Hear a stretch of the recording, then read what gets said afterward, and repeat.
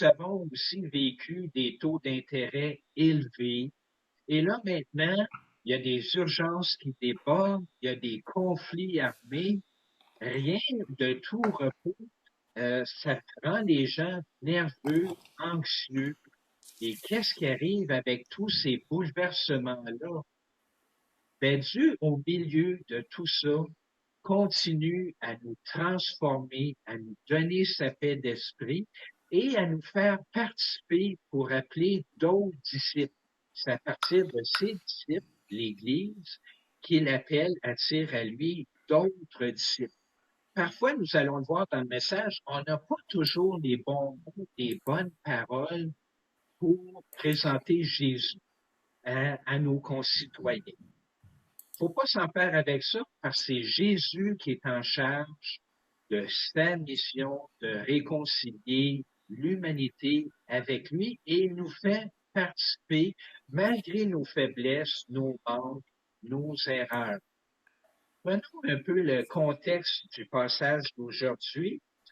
Ce que je veux vous remarquer, c'est que Nazareth est une ville qui est au sud de Cana et Capernaum, qui était le quartier général de Jésus-Christ, est un peu plus au nord de ça. Le trait rouge, ça se trouve à être la route principale de commerce, de transport. Et peut-être que vous le voyez, mais cette route-là passait par Nazareth. Nathanaël était quelqu'un, Jean nous dit, qui venait de Cana, un petit peu au nord de Nazareth. Et à Nazareth, parce que c'était près de la voie, disons, l'autoroute à cette époque-là, il y avait une garnison romaine qui était établie là. Et nécessairement, ben, les soldats romains négociaient, avaient des échanges commerciaux avec les citoyens de Nazareth, que ce soit des échanges de nourriture, de matériel, etc. Et les gens de Nazareth passaient auprès des autres citoyens d'Israël comme des traîtres. Ils traitaient avec l'ennemi, avec l'envahisseur. Ce qui n'aidait pas leur cause en plus de ça, c'est que la majorité des citoyens de Nazareth, c'était des gens qui étaient plutôt pauvres. Et quand vous avez de la pauvreté, ben actuellement, vous avez aussi beaucoup plus d'injustice, de vol, de malhonnêteté. Et si vous étiez citoyen, autrement dit, de Nazareth, ben, c'était pas bien vu. Vous passez pour quelqu'un de malhonnête et un traître honte à la patrie. La prophétie biblique, en plus, annonçait que le Messie doit provenir de la région de Bethléem et non pas de Nazareth. Je fais ici référence à la prophétie de Michée au chapitre 5, verset 1. Et toi, Bethléem Ephrata, c'est-à-dire la région de Bethléem, petite entre les milieux de Juda, de toi sortira pour moi celui qui dominera sur Israël. Je veux qu'on retienne ici l'expression roi d'Israël et dont l'origine remonte aux temps anciens, au jour de l'éternité, c'est-à-dire Fils de Dieu, Dieu qui vient dans la chair. Si on prend le passage d'aujourd'hui, le lendemain, ben, qu'est-ce qui s'est passé au juste la veille? Ben, la veille, c'est que André, qui était un disciple de Jean-Baptiste, qui était le frère de Simon-Pierre, ben, il a présenté Simon, son frère, à Jésus, et Jésus lui a donné un surnom. Il a dit, tu es Simon, mais moi, je vais te donner le surnom de Pierre, le roc. Donc, à partir de ce moment-là, Simon s'est appelé Simon-Pierre, ou si vous voulez, l'apôtre Pierre. Jean-Baptiste avait désigné Jésus comme le Messie à André. Et c'est pour ça qu'André a présenté Jésus à son frère Simon, Simon-Pierre. Mais il y avait un autre disciple qui était avec Jean-Baptiste qui a su que Jésus était le Messie. Et cet autre disciple-là, on pense que ça pourrait être, ça ne veut pas dire que c'était lui, mais ça pourrait être Philippe. Pourquoi? Parce que le lendemain, quand Jésus a voulu se rendre en Galilée, Lui, en passant, Jésus, on a vu la semaine dernière, avait été baptisé auparavant par Jean-Baptiste. Il est notre représentant humain auprès de Dieu. Il représente l'humanité. Il avait été dans le désert 40 jours. Ensuite, il a séjourné un petit peu en Judée.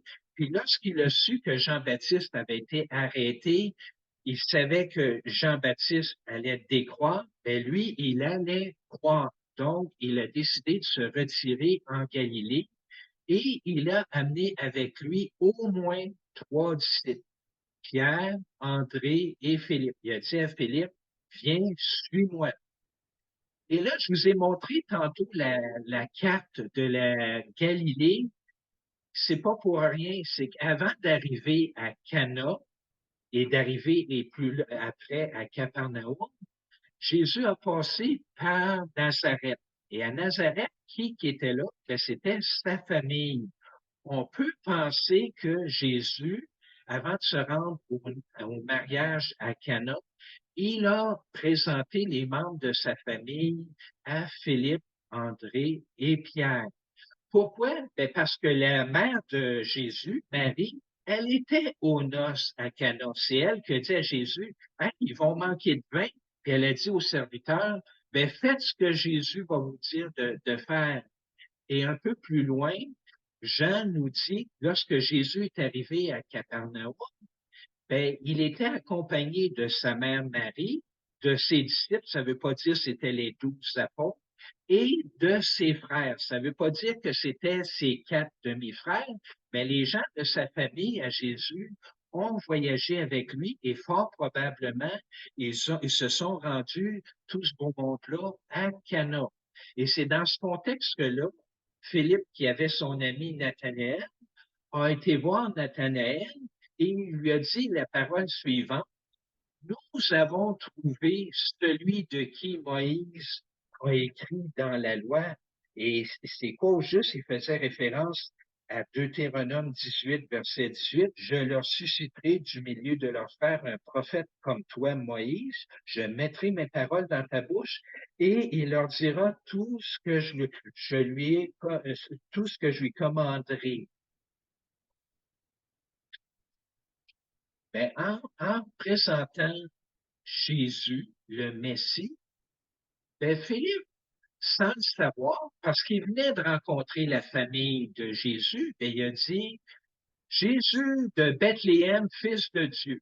Non, pas tout à fait. C'est ce que Nathanaël aurait aimé entendre, mais c'est pas ce que Philippe lui a présenté. Il a dit, Jésus de Nazareth, fils de Joseph.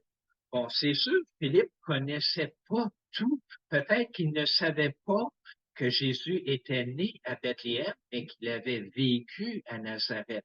On approfondit notre relation avec Jésus, mais ça ne nous empêche pas de présenter pareil Jésus à nos concitoyens.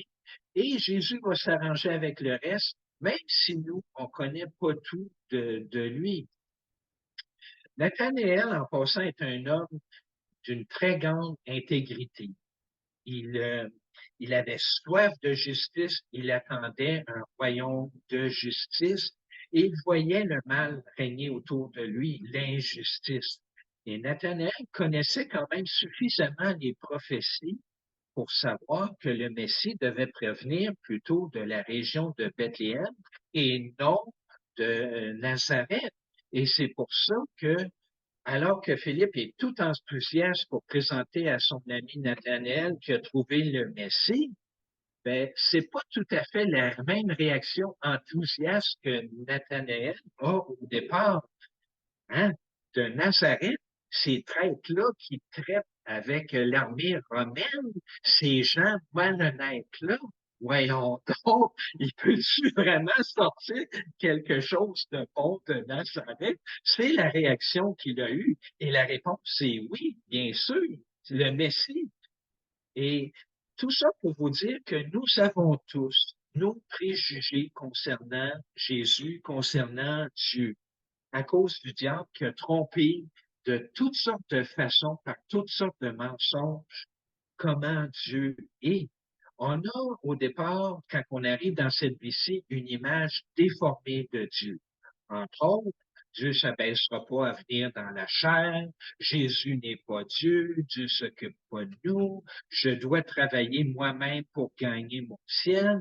Il y a toutes sortes de conceptions erronées que, comment je pourrais dire, qui, si on les suit, ben, ça nous empêche d'aller à Jésus-Christ. Il y a comme un voile qui nous empêche de connaître le Messie. Notre nature humaine nous porte à dire et à comprendre, je suis mieux d'être le maître de ma vie plutôt que de confier ma vie à Dieu.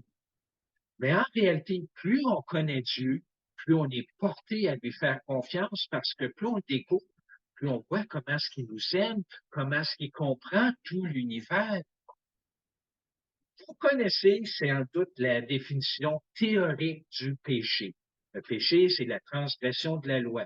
Et nous, on a appris, avec notre relation avec Dieu, ne focusons pas sur la loi, parce que le péché se sert de la loi pour nous faire pécher. Et un exemple, si je vous dis, ah non, faut pas que je convoite, faut pas que je convoite, ben, qu'est-ce qui va arriver? Je vais convoiter. Bon, ben, la façon, la solution de vaincre les tentations, ce n'est pas de focuser sur la loi qui nous montre c'est quoi le péché, c'est de focuser sur Jésus-Christ. On a une liberté en Jésus-Christ. Le péché, je vais vous en donner une définition maintenant plus pratique. C'est de rater la cible en n'étant pas en communion unie avec le Dieu Trine qui nous transforme en un enfant d'amour.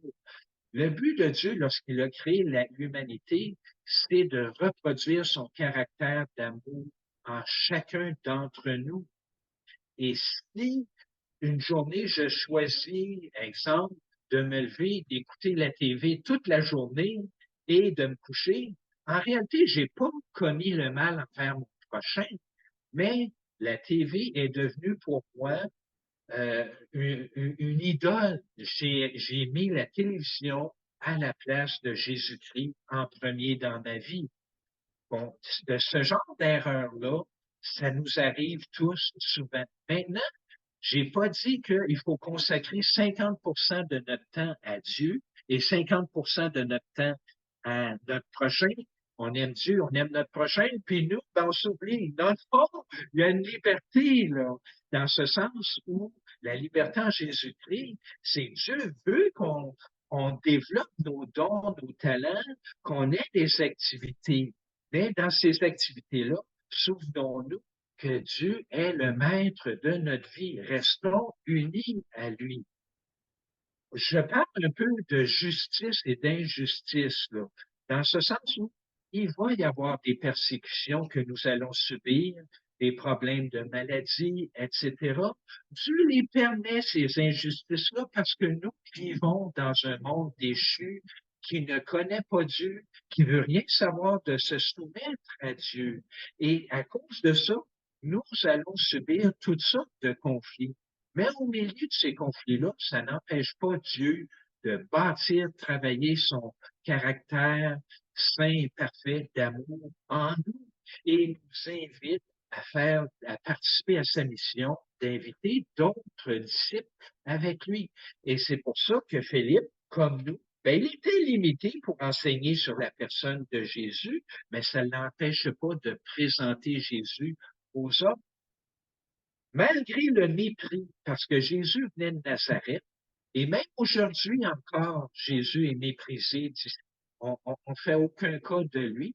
Philippe a choisi d'aller à la rencontre de Jésus et de le présenter. Nous aussi, faisons de même. Soyons enseignants et présentons Jésus. La parole de Isaïe dans le chapitre 53, lorsqu'on lit que Jésus était méprisé, abandonné des hommes, pas juste à la croix et pas juste lors de son ministère, c'est maintenant aussi, on fait aucun cas de lui. Mais ça ne l'empêche pas qu'il nous aime, qu'il nous attire à lui, qu'il veut qu'on soit avec lui pour avoir sa paix, bâtir son caractère d'amour. Et on pourrait dire que Jésus, quand il s'est exclamé à la croix, tout est terminé, mission accomplie, ah ben là, il s'occupe plus de nos fardeaux, il s'occupe plus de nos souffrances, de nos douleurs. Non, il s'en occupe encore, il intercède pour nous. Et, comment je pourrais dire, il est encore concerné par nos épreuves, tout ça. Il veut nous donner sa paix d'esprit. L'autre chose que Philippe a dit à son ami Nathaniel, quand Nathaniel lui a répondu, y a-t-il quelque chose de bon qui peut sortir de Nazareth? C'est vois, viens constater, donne-toi une chance d'être en rue, d'être uni avec Dieu.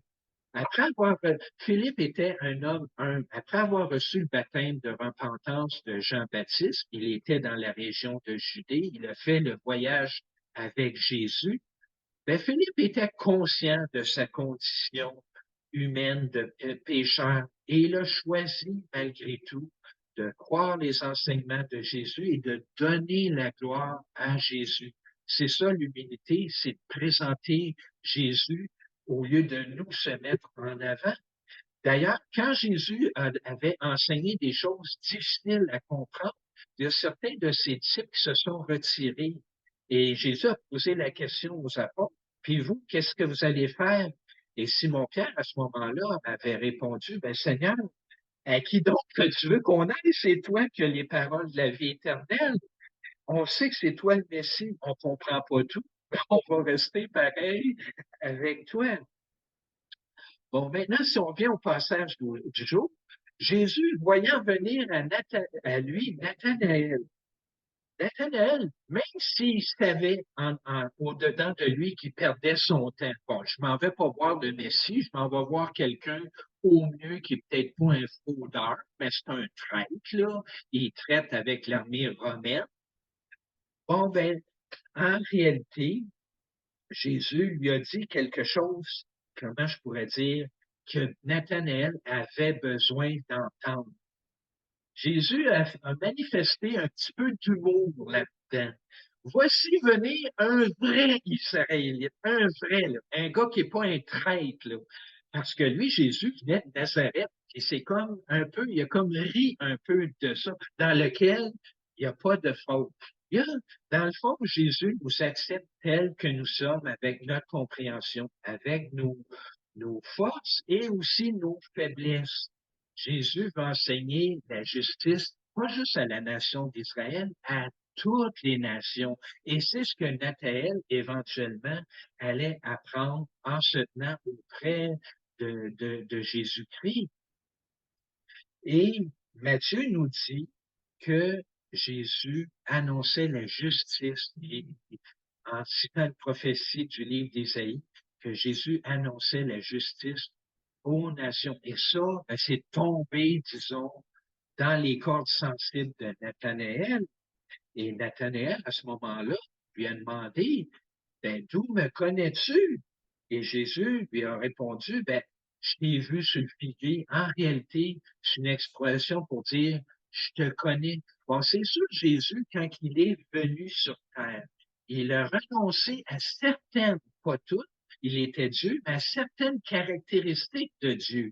Il a renoncé à être omnipotent, d'être tout-puissant. Sinon, de lui-même, il faisait rien. C'est par l'Esprit Saint qu'il agissait. Il a renoncé à être omniprésent. Il n'était pas présent partout à la fois. Et il a renoncé à être omniscient. Il a dû apprendre à écrire, à lire. Il savait même pas le jour de son retour. Maintenant, Jésus est retourné au ciel. Il habite au troisième ciel. C'était le premier ciel étant notre atmosphère terrestre, le deuxième ciel étant tout l'univers avec les galaxies. Mais Dieu, Trinitaire, est au-dessus de tout ça. Il est à nouveau Jésus, omniscient, omnipotent, omniprésent. Mais à ce moment-là, comment Jésus a fait, entre guillemets, pour voir Nathanaël sous le figuier? Ben, c'est inspiré du Saint-Esprit. Jésus connaissait les pensées du cœur des hommes par le Saint-Esprit parce que Jésus était quand même Dieu, uni au Saint-Esprit, uni à Dieu le Père. Il connaissait la volonté du Père et il la faisait. Il est le porte-parole. Il déclarait ce que le Père voulait faire et le Saint-Esprit agissait en lui. Dieu, dans le fond, ben c'est ça. Il nous connaît mieux que nous-mêmes. Il nous connaît par cœur. Pourquoi ne pas aller à lui? Parce qu'il sait ce qui est bon pour nous. Puis il sait comment il nous a créés. Il sait c'est quoi nos mauvaises pensées, nos défauts, etc. Et dans le psaume de David, au psaume 139, ben David écrit, Éternel, tu me sondes et tu me connais. Tu sais quand je m'assis et quand je me lève. Ben oui, il est en dehors du temps. Tu pénètres de loin ma pensée. Tu sais quand je marche, quand je me couche. Tu pénètres toutes mes voies. Car la parole n'est pas encore sur ma langue, que tu la connais déjà. Et ô Éternel, tu la connais entièrement. Tu m'entoures par derrière, par devant. Tu mets ta main sur moi. Une science aussi merveilleuse est au-dessus de ma portée. Elle est trop élevée pour que je puisse la saisir. Dans le fond, Dieu nous connaît mieux que nous-mêmes on se connaît. Et pendant qu'on pense, ben, il est plus avantageux pour moi d'être le chef de ma propre vie. Non, il est plus avantageux pour nous d'aller à Dieu. Et lui nous laisse une liberté, pas de faire tout ce qu'on veut, mais de le mettre en premier dans notre vie et de développer nos dons, nos talents. Jésus a répondu à Nathanaël, ben parce que tu as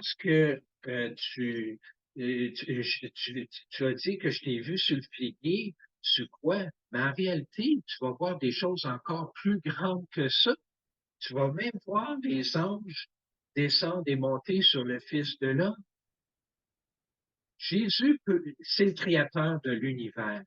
Il peut non seulement transformer la matière comme changer l'eau en vin, mais mieux que ça, il nous transforme, nous, il change notre cœur de pierre égoïste, matérialiste, orgueilleux, en un cœur aimant, altruiste. À une condition, il faut se tenir auprès de lui, il faut être en communion, il faut venir à lui. Et parce qu'il n'agit pas contre notre volonté, mais il cherche à nous attirer. Et parfois, il va permettre des épreuves dans la vie de certaines personnes pour les attirer à lui. Et nous, ben, c'est de pointer à Jésus-Christ et dire, bon, ben, la solution, il n'y en a pas 10 000, va à Jésus-Christ. C'est le seul don qui a été donné à l'humanité par lequel on peut être guéri.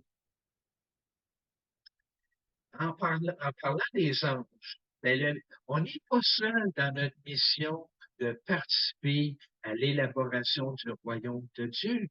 Dans l'Épître aux Hébreux, l'auteur de l'Épître aux Hébreux nous dit, entre autres, ben, auquel des anges a-t-il jamais dit, assis-toi à ma droite jusqu'à ce que je fasse de tes ennemis ton marchepied? Ne sont-ils pas, en parlant de Jésus-Christ, et les anges, ben, ne sont-ils pas tous des esprits au service de Dieu, envoyés pour exercer un ministère en faveur de ceux qui doivent hériter du salut? Même les anges sont impliqués.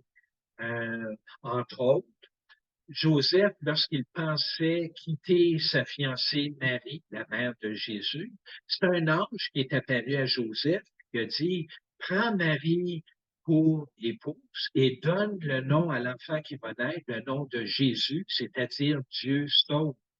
C'est encore un ange, peut-être le même, qui est apparu à Joseph qui a dit, prends ta famille puis fuis en Égypte parce qu'il y a des gens qui veulent tuer l'enfant.